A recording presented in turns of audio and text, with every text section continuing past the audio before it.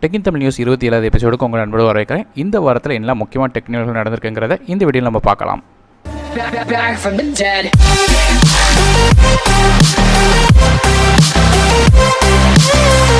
Samsung கேலக்ஸியோட note சீரிஸில் pen இருக்கிறது எல்லாருக்குமே தெரியும். இந்த எஸ் பென் மூலமாக ஸ்க்ரீனில் வரையலாம் எழுதலாம் அப்படிங்கிற விஷயங்கள் நம்ம எல்லாருக்குமே தெரியும். இப்போ அவங்க புதுசாக ஒரு பேட்டன்ட் ஒன்று உருவாக்கியிருக்காங்க. இந்த பேட்டன்ட் மூலமாக அந்த எஸ் பெனில் கேமரா இருக்கிற மாதிரியான ஒரு வித்தியாசமான ஒரு பேட்டன்ட் உருவாக்கியிருக்காங்க.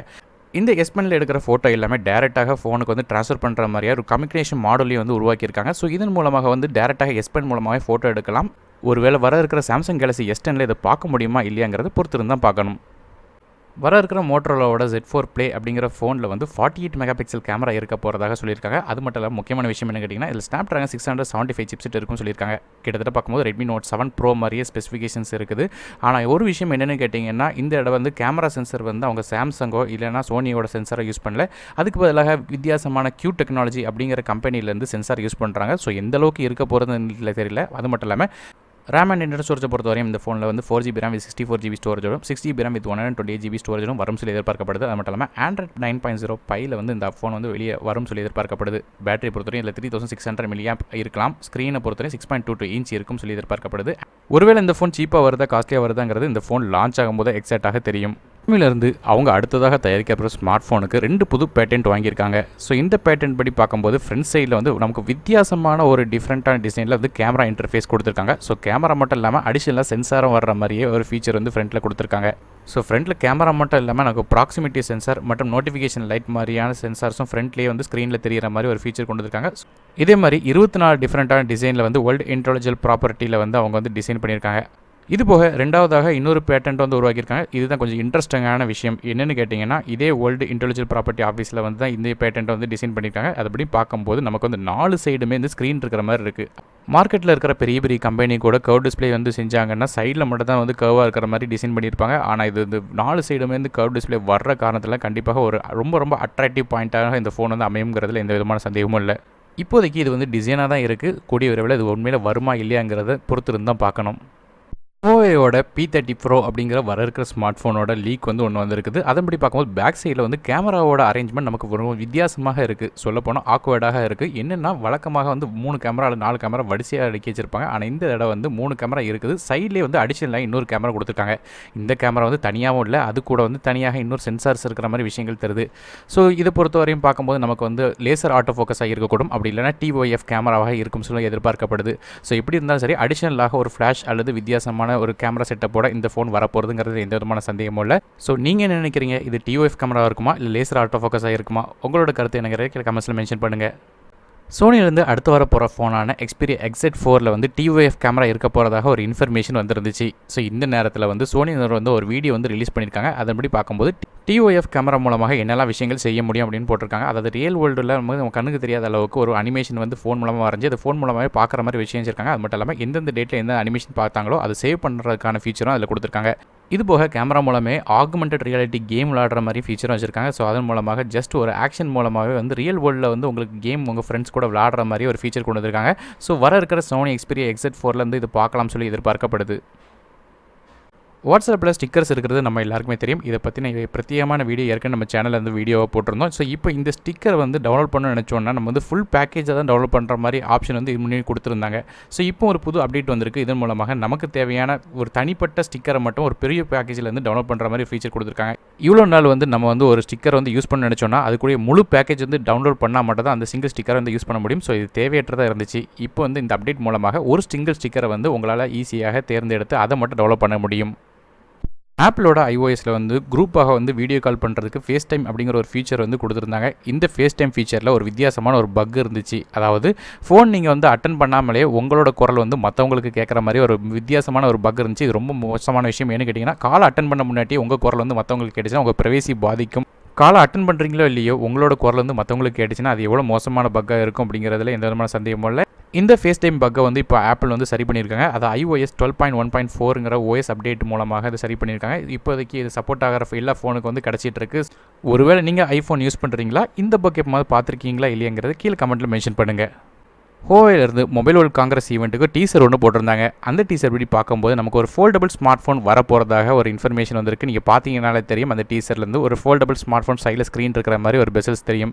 ஸோ என்ன விஷயம்னு கேட்டிங்கன்னா, இதுக்கு முன்னாடி வந்து யூரோப்பியன் யூனியன் இன்டெலெக்சுவல் ப்ராப்பர்ட்டி ஆஃபீஸில் வந்து ஹோவே நிறுவனம் வந்து இதை ரெஜிஸ்டர் பண்ணியிருக்காங்க. ஆல்ரெடி ரெஜிஸ்டர் பண்ணி இப்படி ஒரு ஃபோன் வரப்போகிறதாக ஒரு இன்டெலெக்சுவல் ப்ராப்பர்ட்டி வந்து ரெஜிஸ்டர் பண்ணியிருக்காங்க. ஸோ இது மூலமாக மொபைல் வேர்ல்ட் காங்கிரஸ் ஈவெண்ட்டில் வந்து நம்ம ஃபோல்டபுள் ஃபோன் வந்து ஹோவேலேருந்து பார்க்கலாம்.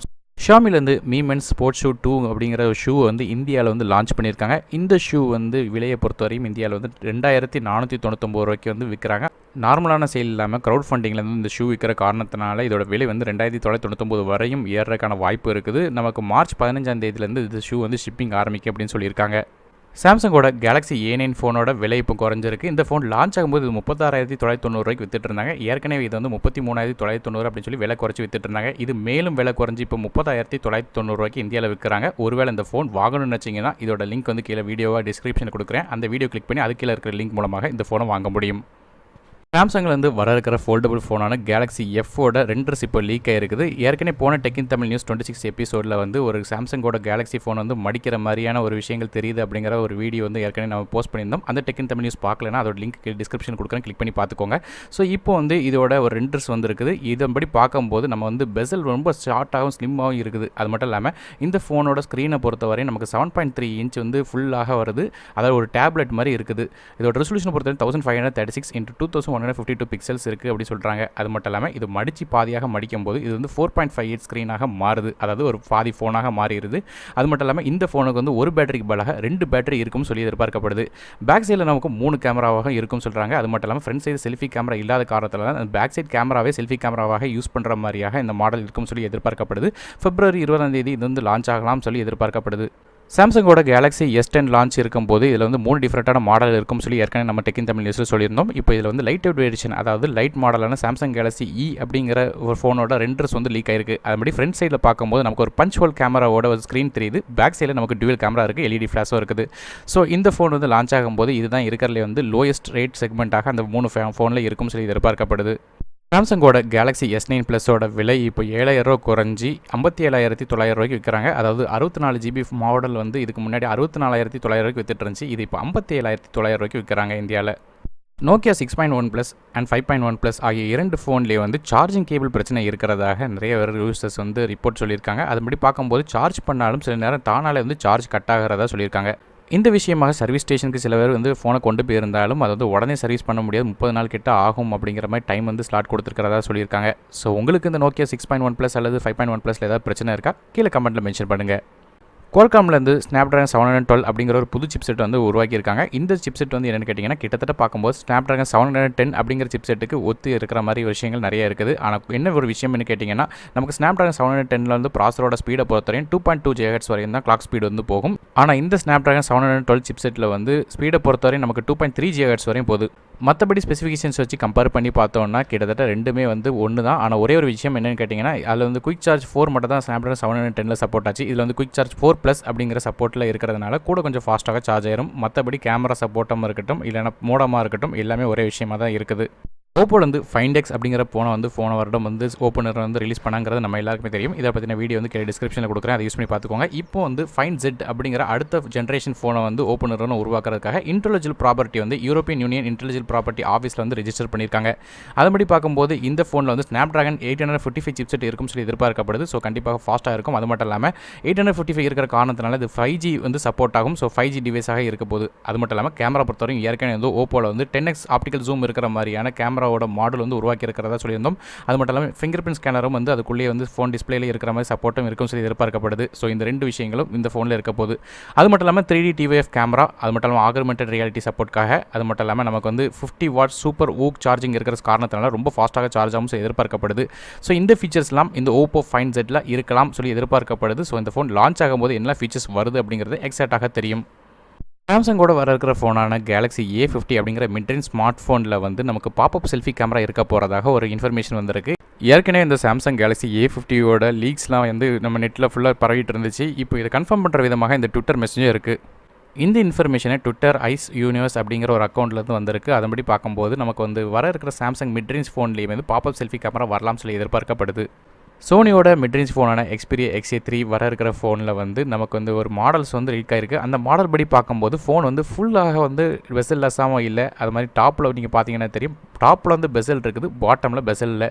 வர இருக்கிற ஃப்ளாக்ஷிப் ஃபோனான Xperia XA4 வந்து நமக்கு வந்து ஸ்க்ரீனோட ஆஸ்பெக்ட் ரேஷியோ பொறுத்தவரை 21:9 ஆஸ்பெக்ட் ரேஷியோவில் ரொம்ப நீளமான டிஸ்பிளேயாக இருக்க போகுது அப்படின்னு சொல்லியிருந்தோம். ஸோ இதுலேயுமே வந்து அதே மாதிரியான நீளமான ஒரு டிஸ்பிளே தான் இருக்கும்னு சொல்லி எதிர்பார்க்கப்படுது. இதோட ரெசல்யூஷனை பொறுத்தவரை 1080x2560 பிக்சல்ஸ் இருக்கும்னு சொல்லி எதிர்பார்க்கப்படுது. ஸ்பெசிஃபிகேஷனை பொறுத்தவரையும் இதில் Snapdragon 660 ப்ராசரோட 6GB RAM 64GB ஸ்டோரேஜோடும் பேக் சைடில் 23 மெகா பிக்சல் கேமராவோடும் Android Oreo 8.0 லான்ச் ஆகும் சொல்லி எதிர்பார்க்கப்படுது. ட்விட்டரோட சிஇஓன ஜாக் டோர்சி வந்து ஒரு பேட்டி கொடுத்துட்டு இருக்கும்போது ஒரு இன்ஃபர்மேஷன் வெளியிட்டிருக்காங்க. அது வரையும் இவ்வளோ நாள் வந்து ட்விட்டரில் வந்து ஒரு இன்ஃபர்மேஷன் ட்வீட் பண்ணிங்கன்னா அது வந்து மாற்றங்கள் எதுவும் செய்ய முடியாது, உடனே ட்வீட் ஆயிரும். இனிமேல் வந்து இதை எடிட் பண்ணுற மாதிரி ஒரு ஃபீச்சர் கொண்டு வர போகிறாங்க. அதாவது ட்வீட் பண்ணிட்டீங்கன்னா அதை எடிட் பண்ண முடியாது. அதுக்கு பதிலாக வந்து ஒரு ட்விட்டருக்கு ஒரு மெசேஜ் அனுப்பும்போது 5லேருந்து 30 செகண்ட் வரையும் டைம் வந்து டிலே கொடுப்பாங்க. அந்த டிலே வந்து நீங்கள் வந்து எடிட் பண்ணிக்கலாம். ஒருவேளை அந்த குறிப்பிட்ட டைமில் எந்த விதமான மாற்றங்களும் செய்யலைன்னா ஒரிஜினல் ட்வீட் மெசேஜ் அப்படியே போயிடும். எடிட் பண்ணணும்னு நினச்சா மட்டும் இந்த ஆப்ஷன் வந்து ஒர்க் ஆகும். இந்த ஃபீச்சர் வந்து ட்விட்டருக்கு வர்றதுக்கான வாய்ப்புகள் அதிகமாக இருக்கிறதாக எக்ஸ்டர்னல் சோர்ஸஸும் சொல்லுது. டெலிகிராம் அப்ளிகேஷனுக்கு பேக்ரவுண்டை வந்து மாற்றுறதுக்கான ஒரு ஃபீச்சர் வந்து கொடுத்துருக்காங்க. இவ்வளோ நாள் வந்து சேட் பேக் ஸ்க்ரீன் வந்து உங்களால் மாற்ற முடியாத மாதிரி விஷயங்கள் இருந்துச்சு. இப்போ வந்து இந்த பேக்ரவுண்டை மாற்றுறது மட்டும் இல்லாமல் அதில் பிளரிங் மாதிரி ஃபீச்சரும் உங்களால் ஆட் பண்ண முடியும். ஸோ அதனால் ஏதாவது ஒரு வால்பேப்பர் வந்து ஒரு பிக்சராக வைக்கும்போது அதை வந்து பிளர் பண்ணுற மாதிரியான ஒரு ஃபீச்சரும் அடிஷனலாக கொடுத்துருக்காங்க. பேக்ரவுண்ட் வந்து பிக்சர் மட்டும் இல்லாமல் எந்த விதமான கலர் பேக்ரவுண்டை உங்களால் வைக்க முடியும். அது மட்டும் இல்லாமல் நீங்கள் வச்சிருக்கிற பேக்ரவுண்ட் வந்து உங்கள் ஃப்ரெண்ட்ஸ்ட்டு வந்து ஷேர் பண்ணுறதுக்கான ஃபீச்சர்ஸும் அடிஷனலாக இதில் கொடுத்துருக்காங்க. பிஎஸ்என்எல்லிருந்து விங்ஸ் அப்படிங்கிற சர்வீஸ் ஒன்று கொண்டு வந்திருக்காங்க. இந்த சர்வீசஸ் மூலமாக எந்த இன்டர்நெட் சர்வீஸ் மொழியோடையும் உங்களால் ஃபோன் பேச முடியும். அதாவது சிம் கிடையாது, அதுக்கு பதிலாக ஒரு டெடிகேட்டட் ஒரு நம்பர் கொடுப்பாங்க. அந்த நம்பர் மூலமாகவே வந்து மற்றவங்களுக்கு கால் பண்ண முடியும். ஸோ இதுக்கு சிம் கார்டு எதுவும் தேவையில்லை. இதுக்கு ஜஸ்ட் ஒரு சப்ஸ்கிரிப்ஷன் மட்டும் பண்ணால் போதும். இந்த சப்ஸ்கிரிப்ஷன் பண்ணுறதுக்கு இந்த விங்ஸ் அப்படிங்கிற பிஎஸ்என்எல் உள்ள ஆப் வந்து ப்ளே ஸ்டோரில் வந்து பதிவிறக்கம் பண்ணணும். ஸோ டவுன்லோட் லிங்க்ஸ் கீழே டிஸ்கிரிப்ஷனில் கொடுக்குறேன். ஸோ அதுக்கப்புறம் முடிச்சதுக்கப்புறம் உங்களுக்கு ஒரு 10 டிஜிட் நம்பர் கிடைக்கும்.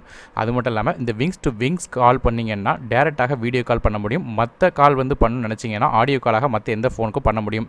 இதில் என்ன முக்கியமான விஷயம்னு கேட்டிங்கன்னா, இந்த விங் சர்வீஸ் வாங்கினீங்கன்னா டேட்டா எதுவுமே ஃப்ரீ கிடையாது. நீங்கள் வந்து மற்ற நெட்வொர்க்கில் உள்ள டேட்டா யூஸ் பண்ணி தான் டேரெக்டாக ஃபோன் பேசணும். ஸோ இது வந்து ஒருவேளை நீங்கள் சப்ஸ்கிரைப் பண்ணிங்கன்னா ஒரு மாதத்துக்கு உங்களுக்கு ஃப்ரீயாக சர்வீஸ் கொடுக்குறாங்க. அதுக்கப்புறம் வந்து வருடம் 1099 ரூபா கட்ட வேண்டியிருக்கும். ஸோ இந்த 1099 ரூபா கட்டிட்டீங்கன்னாலே போதும், எந்த ஒரு வைஃபை நெட்வொர்க் மூலமாக நீங்கள் டேரெக்டாக ஃபோனாகவே வந்து பேச முடியும். ஸோ அதுக்காக ஸ்பெஷலாக சிம் போட வேண்டும் அப்படிங்கிற அவசியம் இல்லை. கூகுளோட கீபோர்டான ஜிபோர்டுக்கு வந்து புதுசாக ஒரு அப்டேட் வந்திருக்கு. இந்த அப்டேட் மூலமாக அடிஷனலாக 50 லாங்குவேஜஸ் வந்து ஜிபோர்டுக்கு வந்து சேர்த்துருக்காங்க. இதன் மூலமாக டோட்டல் லாங்குவேஜோட கவுண்டை பார்த்தீங்கன்னா 500 லாங்குவேஜஸ் சேர்ந்துடுச்சு. இதில் தமிழும் ஒன்று. ஒருவேளை ஜிபோர்டோட ட்ரிக்ஸ் அண்ட் டிப்ஸ் பார்க்குறதுக்கு அது மட்டும் இல்லாமல் அடிஷனலாக வாய்ஸை வச்சுமே பயன்படுத்தி டைப் பண்ணுறது மாதிரியான ஃபீச்சர்ஸை பற்றி ஏற்கனவே நம்ம சேனலில் வீடியோ போட்டிருக்கோம். அதோட லிங்க் கீழே டிஸ்கிரிப்ஷனில் கொடுக்குறேன், கிளிக் பண்ணி பார்த்துக்கோங்க. ஏற்கனவே நம்ம நியூஸில் சொல்லியிருந்த மாதிரி சோனி Xperia XA4 மற்றும் XA3 வந்து 21:9 ஆஸ்பெக்ட் ரேஷியோவில் ஸ்க்ரீன் டிஸ்பிளே வரப்போகுது அப்படின்னு சொல்லியிருந்தோம். ஸோ அப்படி இருக்கிற பட்சத்தில் ரொம்ப ஒய்டான டிஸ்பிளே இருக்கிற காரணத்தினால இந்த டிஸ்பிளேக்கு சினிமா ஒயிட் டிஸ்பிளே அப்படின்னு சொல்லி பேர் வச்சு அதை வந்து ட்ரேட்மார்க் பண்ணியிருக்காங்க. ஓப்போவில் வந்து K1 அப்படிங்கிற ஃபோனை பற்றி ஏற்கனவே நம்ம சேனலில் வீடியோ போட்டிருந்தோம். அதாவது இன் டிஸ்பிளே ஃபிங்கர் பிரிண்ட் ஸ்கேனரோட Snapdragon 660 ப்ராசரோட வர்ற ஃபோன் இது வந்து இப்போ இந்தியாவில் அஃபிஷியலாக லான்ச் பண்ணிட்டாங்க. இந்த ஃபோனை பற்றின முழுமையான தகவல் வேணும்னு நினச்சிங்கன்னா அதோட லிங்க் வந்து கீழே டிஸ்கிரிப்ஷனில் கொடுத்துருக்கேன், அதை யூஸ் பண்ணி பார்த்துக்கலாம். அப்படி இல்லைனா அதை வாங்கணும்னு நினச்சாலும் அந்த வீடியோக்குள்ளே இருக்கிற லிங்க் மூலமாக உங்களால் டேரெக்டாக வாங்க முடியும். ஸோ ஃப்ரெண்ட்ஸ், இந்த வாரம் டெக் இந்த நியூஸ் உங்களுக்கு பயனுள்ளதாக இருந்துச்சா மறக்காமல் இந்த வீடியோ உங்கள் ஃப்ரெண்ட்ஸ் அண்ட் ஃபேமிலி மெம்பர்ஸ்க்கு ஷேர் பண்ணுங்கள். அது மட்டும் இல்லாமல் இந்த சேனலை சப்ஸ்கிரைப் பண்ணிடுங்க. மறக்காமல் இந்த வீடியோக்கு ஒரு லைக்கும் கொடுத்துருங்க. இதுமாதிரி மேலும் பல வீடியோக்கள் வாரம் டெக் இன் தமிழ் நியூஸாக வர இருக்குது. நான் டெக் இன் தமிழுக்காக மற்றொரு வீடியோ உங்கள் சந்திக்கும் வரேன். நன்றி, வணக்கம்.